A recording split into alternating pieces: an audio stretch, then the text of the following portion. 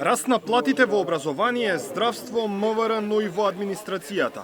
Раст на пензиите и на ставката стоки и услуги во која влегуваат и привремените вработувања со ребаланс на буџетот кој владата го испрати до собранието. Институтот за економски истражувања и политики Finance Think го анализираше предложениот ребаланс. Буџетскиот дефицит нема да се зголеми иако се зголемуваат расходите.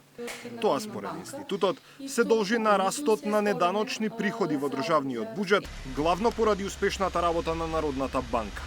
Новие пари ќе се трошат на плати и пензии, што според Finance Think би можело дополнително да ги зголеми цените во маркетите. Сите вкупни три ставки представуваат сериозен притисок врз вкупната стапка на инфлацијата, односно врз притисок врз ценовното ниво, каде што и покрај моменталната рестриктивна политика и на монетарната политика и во делот на замрзнување на маржите, сепак забележуваме една упорност на цените која што постои главно затоа што имаме притисок во вкупниот дел на агрегатната побарувачка, а главно е притисокот преку овие ставки. Иако за сега не е познато дали пензионерите од септември ќе го добијат само законското покачување или тоа ќе биде линеарно како што се случи во минатите 2 пресеци, првата финансиерка со ребалансот предвидува раст на трансферите кон ПИОМ за околу 50 милиони евра.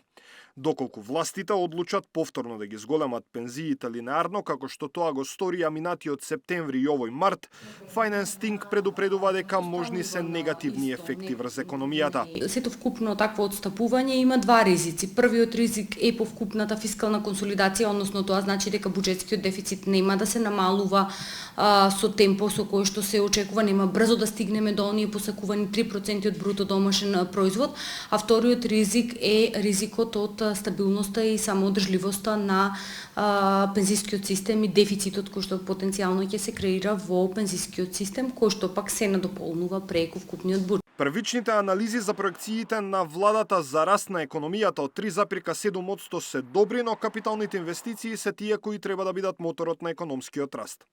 Дополнително, влијание врз тоа ќе имаат и економиите на најголемите трговски партнери на земјата како Германија.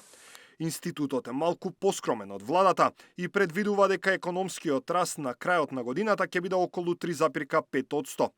Расправата за ребалансот на буџетот во собранието почнува утре, а поднесени се околу 200 амандмани.